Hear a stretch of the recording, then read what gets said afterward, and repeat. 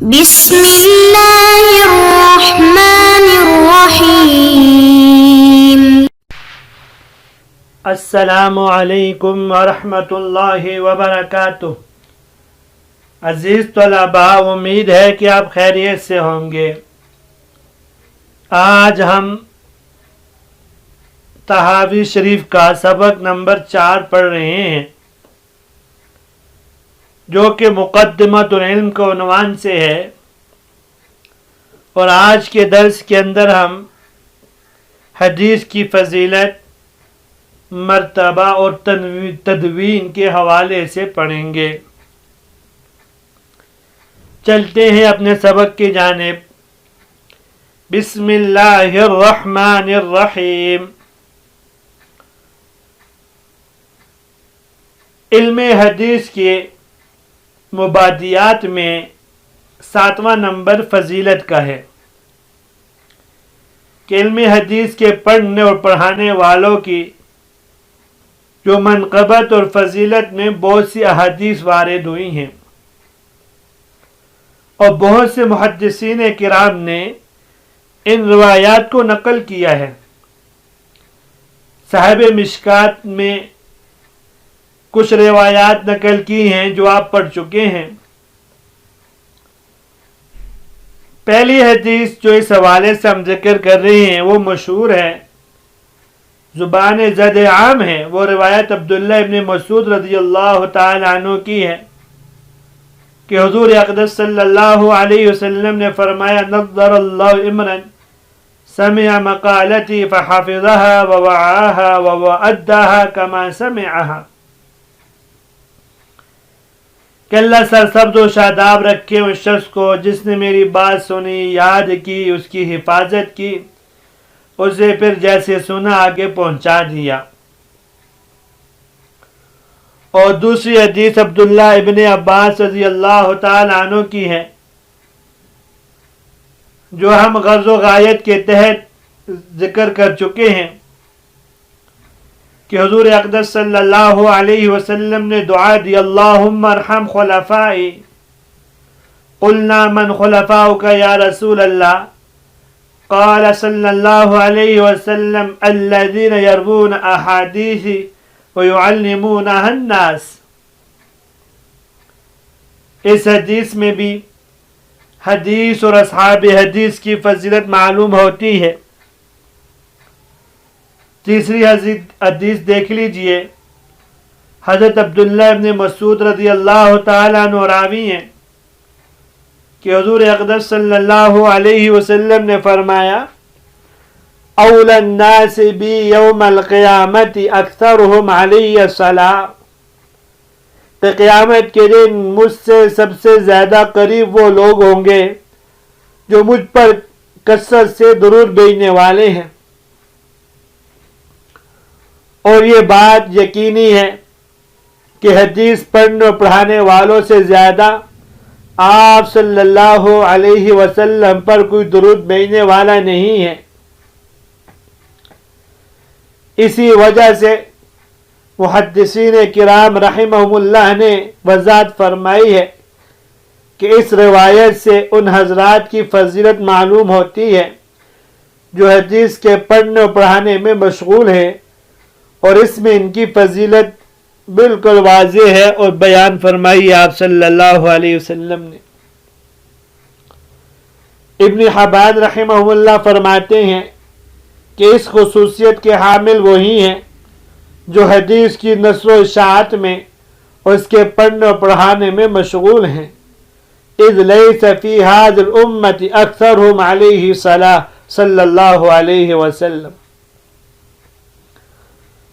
ابو نعیم اصفہانی رحمہ اللہ فرماتے ہیں کہ اس فضیلت اور منقبت کے حامل وہ لوگ ہیں جو علم حدیث میں مشغول ہیں، اور یہ حدیث روات حدیث اور ناقلین حدیث کے ساتھ خاص ہے۔ ابو ایمن بن عساکر فرماتے ہیں وہ حضرات جو علم حدیث کی خدمت میں مشغول ہیں، خواہ وہ کسی قسم کی بھی خدمت و حدیث کے حوالے سے وہ قابل مبارکباد ہیں، کیونکہ اللہ تبارک و تعالی نے ان پر یہ بڑی فضیلت مکمل کر دی ہے، لأن اللہ تبارک و تعالی اتم علیہم نعمہ بہذہ الفضیلۃ الکبریٰ۔ حضرت سفیان ثوری رحمہ اللہ فرماتے ہیں کہ علم حدیث سب سے افضل ہے کہ سب لوگ اس کے محتاج ہیں، اور جس شخص کو آپ صلی اللہ علیہ وسلم سے محبت ہوگی وہ اس کو حاصل کرنے کی کوشش کرے گا، حتیٰ کہ کھانے پینے تک کے میں لوگ اس کے محتاج ہیں، اور اس میں دو رائے نہیں کہ جو کام سنت کے مطابق کیا جائے اس کی افضلیت میں کوئی شبہ نہیں۔ 8ویں بات اس حدیث کا مرتبہ اور نسبت۔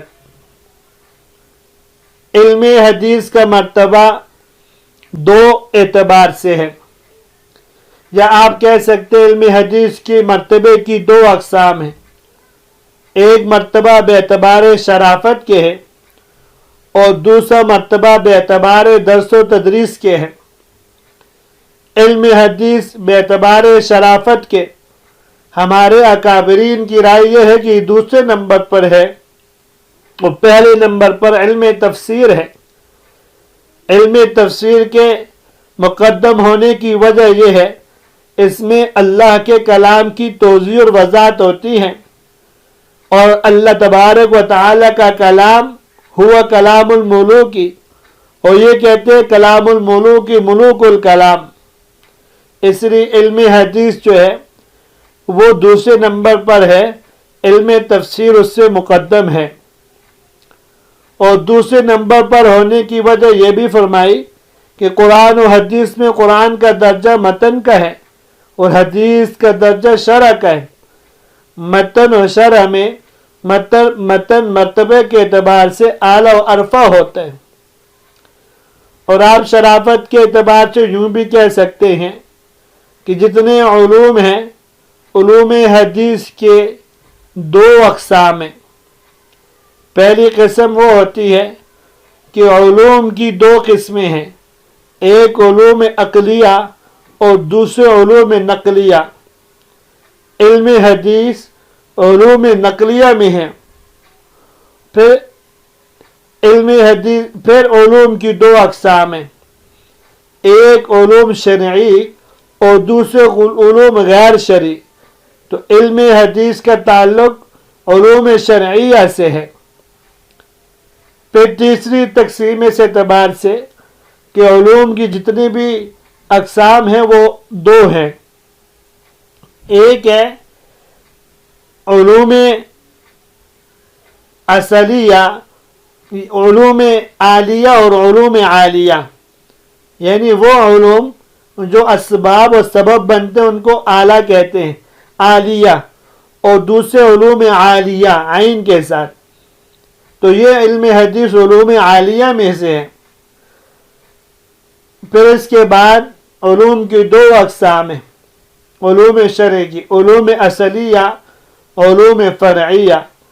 تو علم حدیث علوم اصلیہ میں داخل ہے۔ تو اعتبار شرافت کے جتنے بھی علوم کی اجناس ہیں ان میں علم حدیث علوم اصلیہ، نقلیہ، شرعیہ اور علوم عالیہ میں سے ہے۔ اور دوسری قسم بے اعتبار درس و تدریس کے ہے، اور یہ آپ جانتے ہیں درس و تدریس کے اعتبار سے علم حدیث سب سے آخری درجے میں ہے، اور سارے علوم و فنون اس پر مقدم ہے، جیسا کہ اس کا مشاہدہ بھی ہے کہ سارے علوم و فنون پڑھانے کے بعد حدیث شریف پڑھی اور پڑھائی جاتی ہے، کیونکہ علم حدیث کے لیے دیگر تمام علوم و فنون کی حیثیت اعلیٰ کی ہے، اور علم حدیث ذی اعلیٰ ہے، اور اعلیٰ ذی اعلیٰ پر مقدم ہوتا ہے۔ اس وجہ سے علم حدیث کو درس و تدریس کے اعتبار سے سب سے اخیر میں رکھا گیا ہے۔ اس کے بعد مبادیات حدیث میں 9واں قسم تدوین اور وضع کا ہے. تدوین، وضع اور حفاظت حدیث، یہ تینوں قسم کو دیکھا جائے تو تدوین یا مؤلف کے اعتبار سے دو قسمیں ہیں کہ مؤلف کتاب، دوسرے مؤلف فن. تو مؤلف کتاب کے سلسلے میں گفتگو انشاءاللہ مقدمۃ الکتاب کے تحت آئے گی. یا ہم مؤلف فن کو سنتے ہیں. اگر مؤلف فن کے اعتبار سے دیکھا جائے تو ہمارے سامنے دو دور ہیں. ایک دور صحابہ کرام رضوان اللہ تعالی علیہم اجمعین کا ہے، اور دوسرا دور صحابہ کرام رضوان اللہ تعالی علیہم اجمعین کے بعد کا دور ہے. صحابہ کے دور کے اندر علم حدیث کی تدوین یا حفاظت 3 طریقوں سے کی جاتی تھی. ایک طریقہ حفظ کر کے، یاد کر کے، حدیث کو یاد کر کے اس کی حفاظت کی جاتی تھی، اس کو محفوظ رکھا جاتا تھا. اور یہ طریقہ بھی انتہائی قابل اعتماد ہے. اہل عرب کو اللہ تبارک و تعالی نے غیر معمولی حافظے عطا فرمائے تھے. وہ صرف اپنے ہی نہیں بلکہ اپنے گھوڑوں تک کے نسب نامے ازبر یاد کر لیا کرتے تھے. ایک ایک شخص کو ہزاروں اشعار حفظ ہوتے تھے، اور بسا اوقات کسی بات کو صرف ایک بار سن کر یا دیکھ کر پوری طرح یاد کر لیتے تھے. تاریخ میں اس کی بے شمار مثالیں ملتی ہیں، جن میں دیکھیے ایک بخاری شریف میں واقع ہے. واشی بن حرب رضی اللہ تعالیٰ عنہ کے حافظے کے حوالے سے حضرت جعفر بن عمر زمری بیان کرتے ہیں، ایک مرتبہ عبید اللہ بن عدی بن الخیار کے ساتھ وہ حضرت وحشی سے ملنے گئے. عبید اللہ نے ان سے پوچھا کیا آپ مجھے پہچانتے ہیں؟ تو وحشی بن حرب رضی اللہ تعالی عنہ نے فرمایا میں آپ کو پہچانتا تو نہیں، البتہ مجھے اتنی بات یاد ہے، آج سے 16 سال پہلے میں ایک دن عدی بن خیار نامی ایک شخص کے پاس گیا تھا. اس دن عدی کے یہاں ایک بچہ پیدا ہوا تھا. میں اس بچے کو چادر میں لپیٹ کر اس کی مرضع کے پاس لے گیا تھا. بچے کا سارا جسم ڈھکا ہوا تھا، صرف پاؤں میں نے دیکھے تھے. تمہارے پاؤں اس بچے کے پاؤں کے ساتھ بہت مشابہ ہیں، تو کہیں آپ وہ بچہ تو نہیں؟ عبید اللہ نے کہا ہاں میں وہی بچہ ہوں. یہاں دیکھیے غور کرنے کی بات ہے، جو قوم اتنی معمولی باتوں کو اتنے وثوق کے ساتھ یاد رکھتی ہو، وہ حضور اقدس صلی اللہ علیہ وسلم کے اقوال و افعال یاد رکھنے کا کتنا اہتمام کرے گی، جبکہ وہ انہیں اپنے لیے راہ نجات سمجھتی ہوں، خاص کر جب حضور اقدس صلی اللہ علیہ وسلم کے ارشادات ان کے سامنے آ چکی ہوں. دوسرا واقعہ حافظ ابن حجر رحمہ اللہ نے الاصابہ میں نقل کیا کہ ایک مرتبہ مروان بن الحکم نے حضرت ابو ہریرہ رضی اللہ تعالیٰ عنہ کے حافظے کا امتحان لینا چاہا. انہیں بلا کر احادیث بیان کرنے کی درخواست کی. حضرت ابو ہریرہ رضی اللہ تعالیٰ عنہ نے بہت سی احادیث سنائی. ایک کاتب ان کو لکھتا رہا یہاں تک کہ حضرت ابو ہریرہ چلے گئے. عبد الملک نے دوسرے سال انہیں پھر بلوایا اور ان سے کہا کہ جو احادیث آپ نے گزشتہ سال لکھوائی تھی وہی احادیث اسی ترتیب کے ساتھ سنا دیجیے. حضرت ابو ہریرہ رضی اللہ تعالی عنہ نے پھر وہی حدیث سنانا شروع کی. کاتب اپنی کتاب سے ان کا مقابلہ کرتا رہا، کسی جگہ ایک حرف کی، ایک نقطے کی، ایک شوشے کی تبدیل نہیں کی. انتہا یہ ہے کہ ترتیب بھی بالکل وہی تھی اور کوئی حدیث مقدم و مؤخر نہ ہوئی تھی. تو یہ پہلا طریقہ تھا یاد کر کے حضور صلی اللہ علیہ وسلم کے ارشادات. دوسرا طریقہ یہ تھا کہ صحابہ کرام رضی اللہ تعالی عنہ نے وہ اختیار کیا تھا کہ وہ عمل تھا، حضور صلی اللہ علیہ وسلم کے اقوال و افعال پر بجن سے عمل کر کے یاد رکھتے تھے.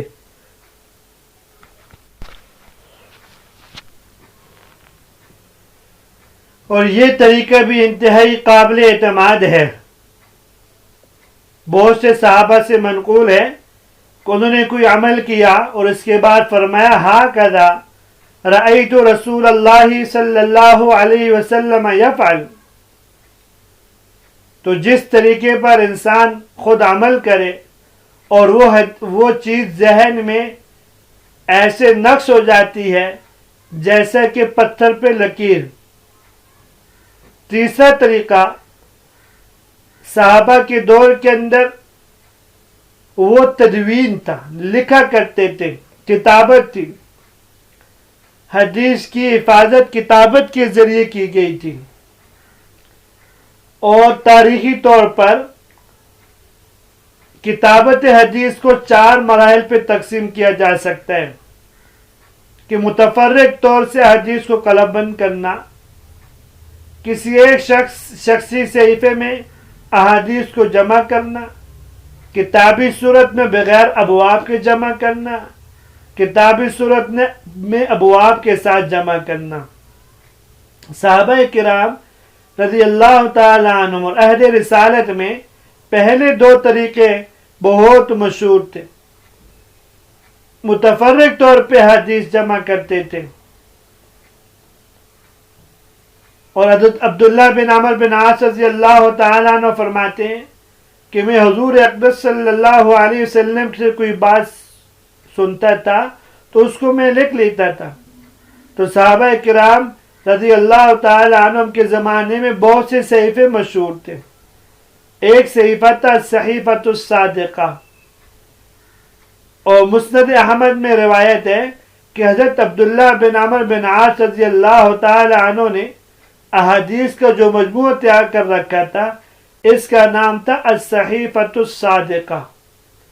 اس عہد صحابہ کے حدیثی مجموعے میں سب سے زیادہ ضخیم صحیفہ تھا۔ اس کی تعداد، احادیث کی کتنی تعداد تھی یقینی طور سے معلوم نہیں ہے، لیکن حضرت ابو ہریرہ رضی اللہ تعالیٰ عنہ کی ایک روایت جو بخاری شریف کی کتاب العلم کے اندر موجود ہے، وہ فرماتے ہیں کہ مجھ سے زیادہ احادیث صرف عبداللہ بن عمر بن عاص رضی اللہ تعالیٰ عنہ کے پاس تھی، کیونکہ وہ لکھا کرتے تھے اور میں لکھا نہیں کرتا تھا۔ اور یہ بات واضح ہے کہ حضرت ابو ہریرہ رضی اللہ تعالیٰ عنہ کی مرویات کی تعداد 5364 ہے۔ دوسرا صحیفہ صحیفہ علی تھا، جو حضرت علی رضی اللہ تعالی عنہ کے نے لکھا ہوا تھا اور ان کی تلوار کے نیام میں رہتا تھا۔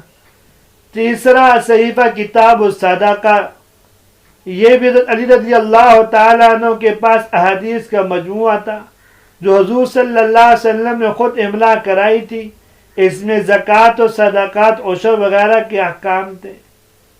اور ایک صحیفہ انس بن مالک بھی ہے، ایک صحیفہ عمر بن حزم بھی ہے، ایک صحیفہ ابن عباس بھی ہے، ایک صحیفہ ابن مسعود بھی ہے، ایک صحیفہ جابر بن عبداللہ بھی ہے، ایک صحیفہ سمورہ بن جندب بھی ہے، اور ایک صحیفہ سعد بن عبادہ رضی اللہ تعالی عنہم بھی ہے۔ تو یہ مختلف صحائف جن کو صحابہ نے اپنے دور میں اور بھی بہت سے لوگوں کے پاس تھی، انہوں نے اپنے دور کے اندر حضور اقدس صلی اللہ علیہ وسلم کی احادیث شریف کو جمع کرنے کا یوں اہتمام فرمایا تھا۔ صحابہ کے بعد کے دور میں احادیث کی تدوین کیسے ہوئی ہے وہ انشاءاللہ اگلے درس کے اندر ہم پڑھ لیں گے۔ یہاں تک آج کا سبق تھا، امید ہے کہ آپ کو سمجھ میں آ گیا ہوگا۔ اجازت دیجیے، اللہ تبارک و تعالی ہم سب کی حامی و ناصر ہو۔ السلام علیکم ورحمۃ اللہ وبرکاتہ۔